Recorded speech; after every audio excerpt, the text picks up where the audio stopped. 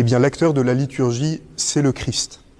Voilà. C'est lui qui s'offre, qui continue encore aujourd'hui par son Église à offrir sa vie au Père et à offrir avec lui notre vie, à offrir le monde entier. La lettre aux Hébreux est très éclairante en nous disant que dans notre foi chrétienne, il n'y a qu'un seul prêtre en vérité, c'est le Christ. Et il n'y a qu'une seule offrande, c'est la vie du Christ. Alors, on a pris l'habitude dans la théologie de parler de deux sacerdoces, de deux manières en quelque sorte d'être prêtre. Il y a d'abord le sacerdoce des baptisés. Chaque baptisé, on le dit au moment de l'onction du Saint-Crème sur le front, chaque baptisé participe à la dignité du Christ prêtre. Chaque baptisé est prêtre à sa manière. Qu'est-ce que c'est qu'être prêtre ? Eh bien, c'est avoir la capacité d'offrir le sacrifice à Dieu, d'offrir, de présenter une offrande. Et l'offrande que nous présentons comme baptisés, c'est notre propre vie, unie à celle du Christ. C'est ce que nous disons dans la prière eucharistique, que l'Esprit Saint fasse de nous une éternelle offrande à ta gloire.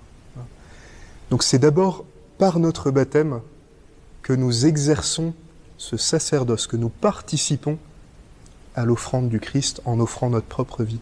Et puis dans l'Église, depuis le commencement de l'Église, le Seigneur Jésus va choisir des apôtres qui reçoivent un sacerdoce ministériel. Ils sont ministres du Christ, c'est-à-dire qu'ils sont envoyés auprès de la communauté, au milieu de la communauté, pour représenter le Christ dans la liturgie, pour poser les actes du Christ sauveur.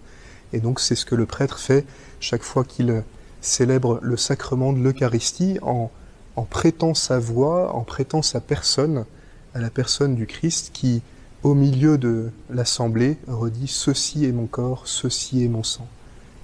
Le sacerdoce ministériel, le sacerdoce des prêtres, des évêques, est au service du sacerdoce des baptisés, de l'offrande que les baptisés doivent faire de leur propre vie en portant avec eux le monde entier.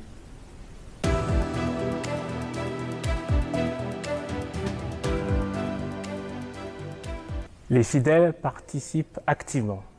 Et le Concile Vatican II a bien mis cela en lumière et l'a même précisé parce que il peut y avoir différentes interprétations, comme si la participation était uniquement le fait de beaucoup bouger, ou au contraire c'est parce qu'on serait immobile qu'il n'y aurait pas de participation active. Je pense que tout d'abord, ce qu'il faut bien comprendre, c'est que c'est l'Assemblée dans son ensemble qui célèbre l'Eucharistie.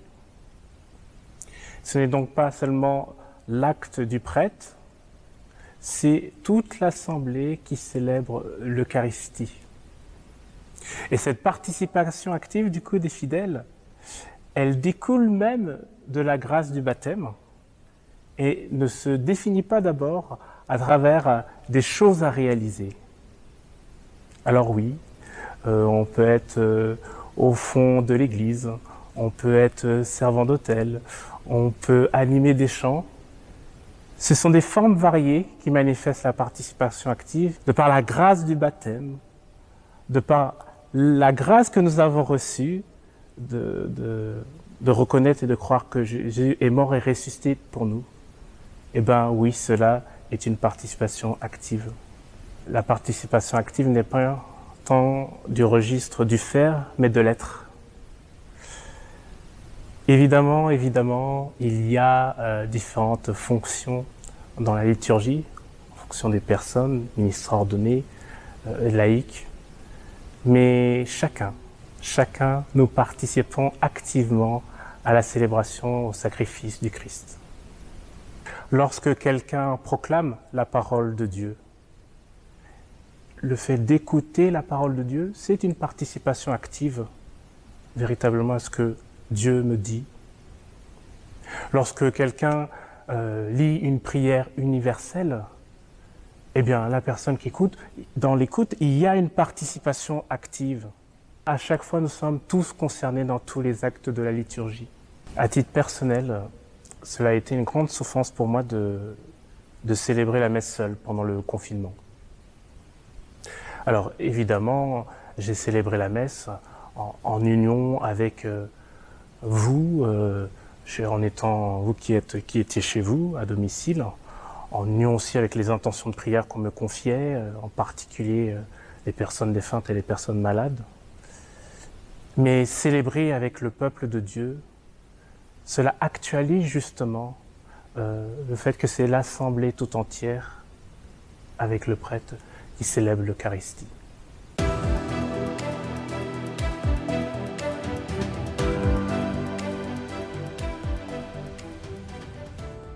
Exactement. En fait, pour dire les choses simplement, participer activement à la liturgie, ce n'est pas d'abord faire des choses, mais c'est d'abord être dans cette disposition intérieure pour se laisser faire par le Christ.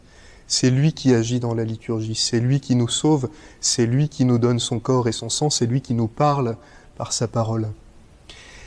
Le sommet de la participation à l'Eucharistie, évidemment, c'est la communion. C'est ce moment où nous nous approchons pour recevoir ce don que le Christ nous fait de lui-même.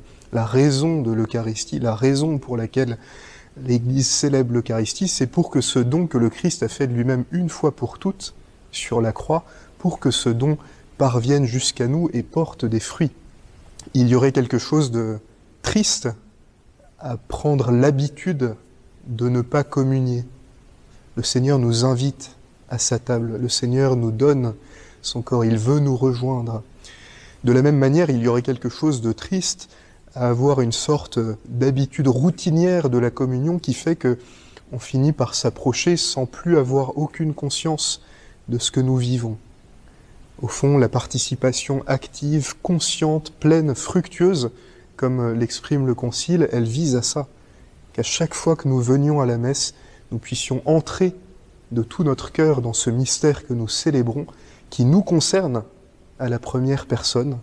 C'est moi que le Christ vient rejoindre, c'est moi que le Christ veut sauver, c'est moi auquel le Christ adresse sa parole, c'est moi que le Christ veut nourrir de son Eucharistie. Je suis concerné. Chaque fois que je viens à la messe, le Christ veut me rejoindre. Et de mon côté, eh bien, cela suppose que je sois cette demeure accueillante pour recevoir le Christ. La meilleure manière de participer à l'Eucharistie, c'est d'être dans cette disposition intérieure pour recevoir ce que le Christ veut nous donner. J'ajouterai à cela que ce qui est en jeu dans l'Eucharistie, c'est aussi mon lien à l'Église. Comment est-ce que je prends ma place? Comment est-ce que je tiens ma place? Je tiens cette mission que le Seigneur m'a donnée, j'accomplis ma vocation au cœur de l'Église, au cœur de l'Assemblée eucharistique. L'Eucharistie est appelée par excellence le sacrement de la charité, parce que c'est lui qui construit l'unité de l'Église. C'est par l'Eucharistie que le Seigneur répand sa vie dans son corps tout entier qui est l'Église.